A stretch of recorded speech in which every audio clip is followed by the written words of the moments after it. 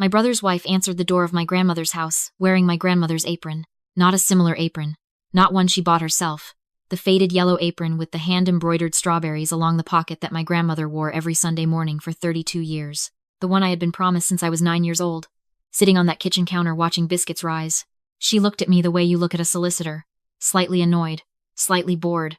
Like I was interrupting something. "We weren't expecting you," she said. "I own this house," I said. She smiled. It didn't reach her eyes. "That's actually something we need to talk about." And she stepped back and let me in like she was doing me a favor. Like she was granting me access to my own inheritance. "Before I tell you what happened in the next 48 hours, I need you to leave a comment. What is the most brazen thing someone has ever done to you while smiling straight to your face?" I read every single one. My grandmother, Ruth, died on a Tuesday in October, quietly, in the house she had lived in for 41 years. She left behind a vegetable garden, a cast-iron skillet collection, and a 3-bedroom craftsman in Savannah, Georgia, that the county assessor valued at $620,000. She also left behind a will. A clear, notarized, witnessed will that she had drafted 7 years before her death with a real estate attorney named Mr. Calloway, who had an office above the dry cleaner on Abercorn Street and who smelled permanently of cedar and black coffee. The will said the house went to me, not to my brother, not to his wife, a woman I will call my sister-in-law, who had inserted herself into my grandmother's final 2 years with the precision of a surgeon and the patience of someone who already knew the payout, not split between us, not held in trust, to me. Specifically, by name, with my grandmother's signature and 2 witnesses and a notary seal dated March of 2018. I am a forensic accountant. I find fraud for a living. I follow paper trails the way other people follow GPS directions instinctively, without thinking, because the map is just always running in my head. My brother has known this about me since I was 22 and caught our uncle skimming from our parents' joint account at Thanksgiving. My brother called me paranoid then. He called me cold. He said I saw criminals everywhere because I spent too much time looking. He wasn't wrong. I do see them everywhere.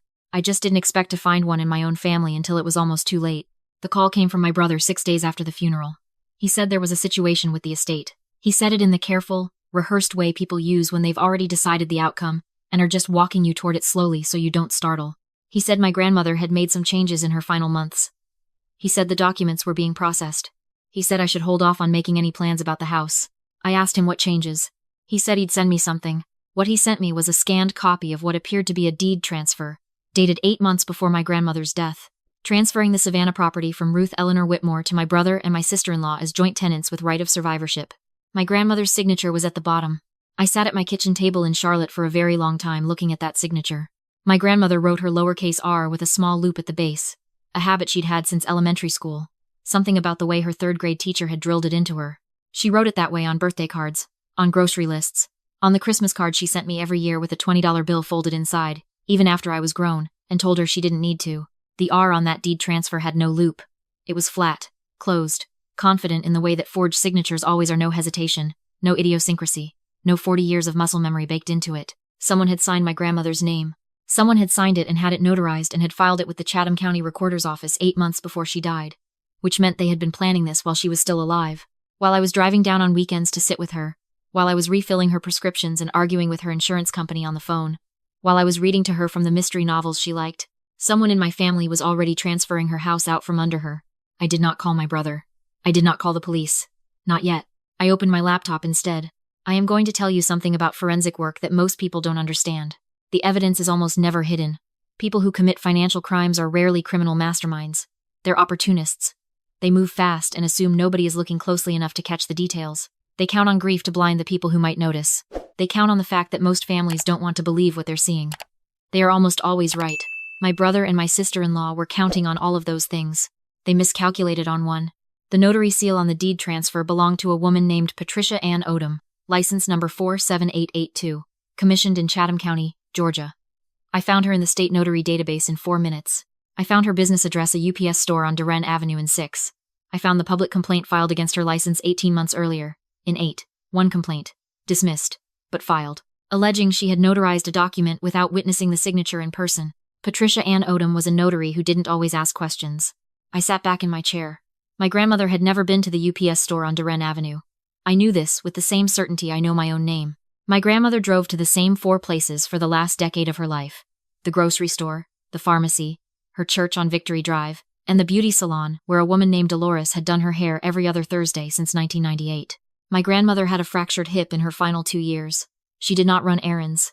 Someone had taken the documents to Patricia Ann Odom without my grandmother. Patricia Ann Odom had pressed her seal anyway. That was notary fraud, which, when combined with the forged signature and the false deed filing, was also wire fraud, document fraud, and depending on how a prosecutor was feeling that morning, potentially elder financial abuse, a felony in Georgia that carries up to 20 years. I didn't say any of this to my brother when I finally called him back. I said, "I got your email. This is a lot to process. Can we talk about it in person? I want to understand what happened." He paused, recalibrating. This was not the response he'd prepared for. He had expected anger, or tears, or both. "Of course," he said. His voice relaxed a fraction. "Come down to Savannah. We'll sit down like adults." "That sounds good," I said. "I'll bring my laptop. I've been going through Grandma's files to help with the estate. I might have some questions." "Sure," he said. "Casual. Easy. Come whenever." He thought I was coming to negotiate. He thought I was coming to take whatever he offered and sign away the rest, because that's what I always did in our family. I found problems. I solved problems. And then I stood quietly to the side while everyone else took credit and reward. I was the second child who got good grades and asked for nothing. I was the one who drove to Savannah every other weekend for 2 years, while my brother visited at Christmas if the weather was good and the drive wasn't too long. I was the one who organized the funeral and called the relatives and sat with the body at the funeral home so she wasn't alone. In our family's accounting, none of that counted as capital. It counted as character. And character doesn't inherit. I drove to Savannah on a Friday. I had already called Mr. Calloway on Thursday. He was semi-retired, but he remembered me. He remembered the will. He pulled the file while I was on the phone. He told me the will was valid, witnessed, on record, and that the deed transfer, which he had learned about only recently, when my sister-in-law called to confirm some details, was deeply, deeply problematic. He said he'd been about to contact me. He said the word forgery in the careful, measured way of a man who had been practicing law for 35 years and knew exactly what he was saying. He agreed to meet me in Savannah on Saturday morning. I also called a forensic document examiner named Dr. Pierce, who had testified in 3 cases I'd worked on professionally.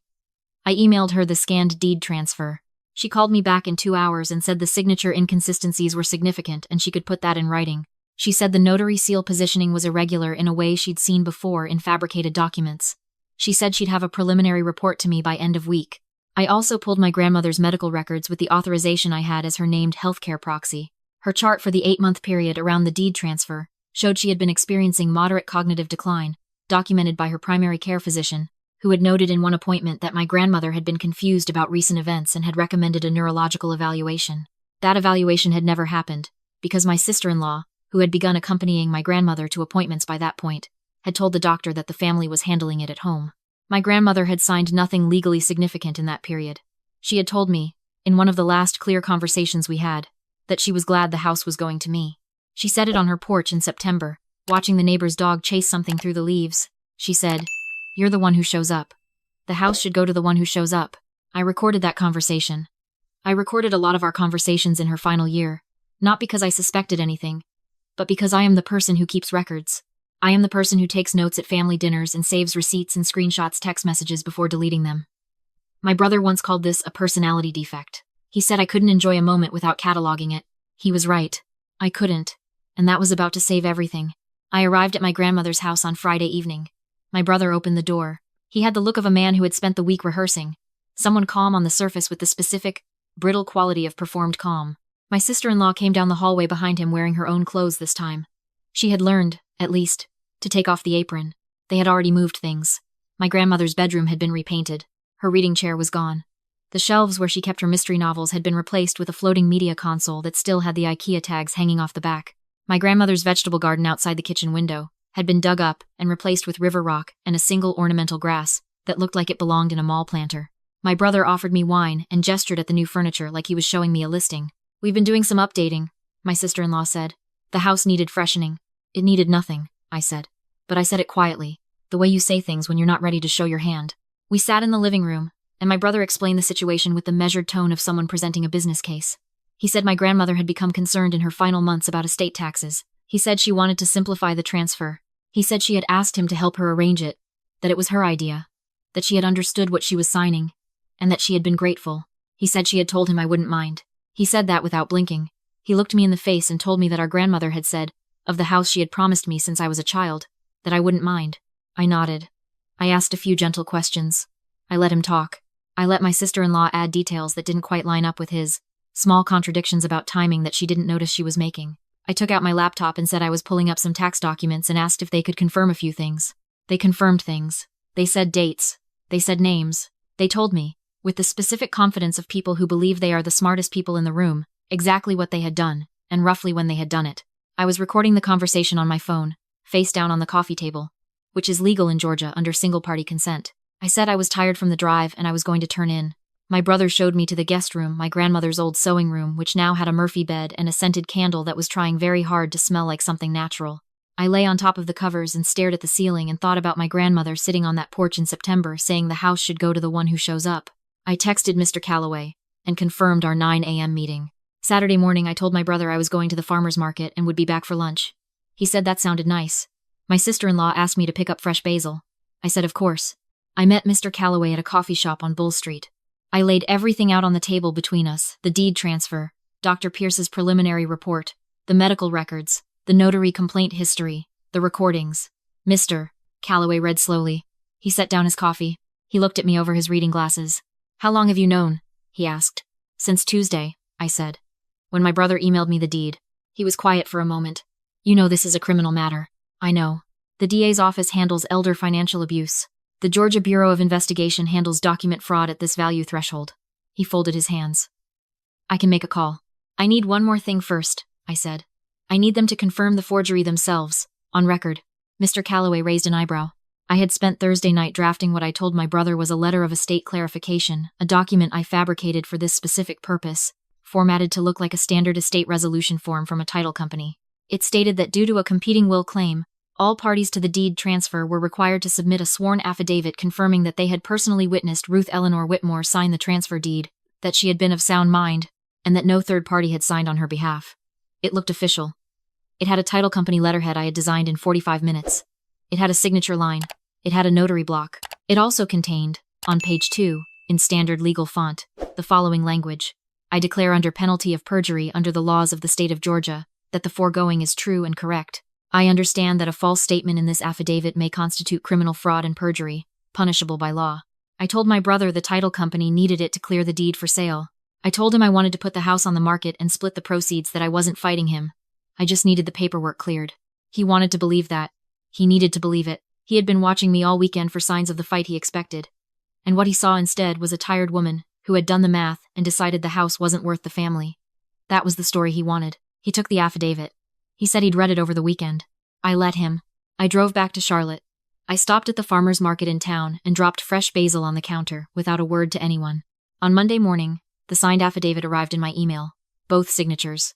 My brother and my sister-in-law, witnessed and notarized by Patricia Ann Odom, again, who had now notarized 2 fraudulent documents in the same case, swearing under penalty of perjury that they had personally watched Ruth Eleanor Whitmore sign the deed transfer while she was of sound mind. My grandmother's medical records from that same period documented moderate cognitive decline. Her attending physician was prepared to testify that she had not been competent to execute legal documents during that window. Dr. Pierce's report confirmed the signature was inconsistent with authentic samples.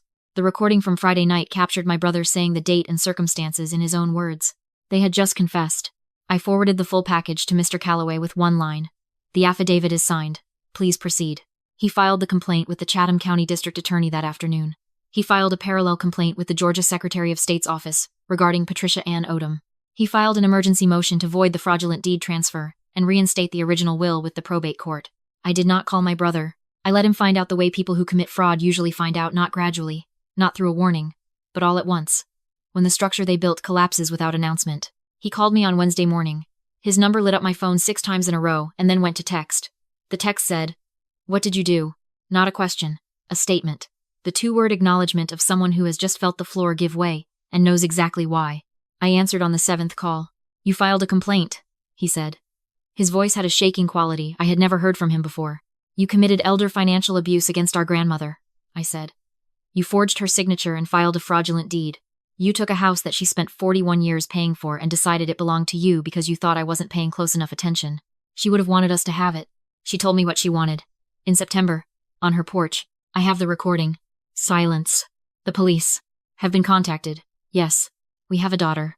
His voice dropped. "She's 4 years old. You're going to put her parents in prison over a house?" That one landed. I won't pretend it didn't. There is a 4-year-old girl with her father's eyes who calls me aunt and who had nothing to do with any of this. And I sat with that for a long time before I made any of these calls. I am not telling you I felt nothing, but I had learned something from watching my grandmother in her last years, something I had not understood when I was younger. Mercy that rescues the wrong person isn't mercy. When my brother looked at that house, he did not see our grandmother's 41 years of Sunday mornings and vegetable gardens. He saw equity. He saw a number. He saw something he could have if he moved quickly enough and counted on my grief to cover his tracks. He made a choice. His daughter didn't make it with him, but I couldn't undo his choice without consequences. Or the choice meant nothing. Without consequences, it was just a plan that didn't work out. And next time, he'd be more careful. You should talk to a lawyer, I said. Not about the house, about what comes next. He said my name once. The way you say someone's name when you're out of arguments. Just the name. Held out like an offering. Transaction closed, I said, and I hung up. The probate court voided the deed transfer inside of 3 weeks. The original will was reinstated. The house came back to me with a legal history attached to it that will follow my brother's name for the rest of his life. The DA filed charges 6 weeks after Mr. Calloway's complaint: elder financial abuse, document fraud, and filing a false instrument, the last of which carries up to 10 years in Georgia. My sister-in-law was charged separately for her participation in executing the affidavit. Patricia Ann Odom surrendered her notary commission and faces her own civil liability.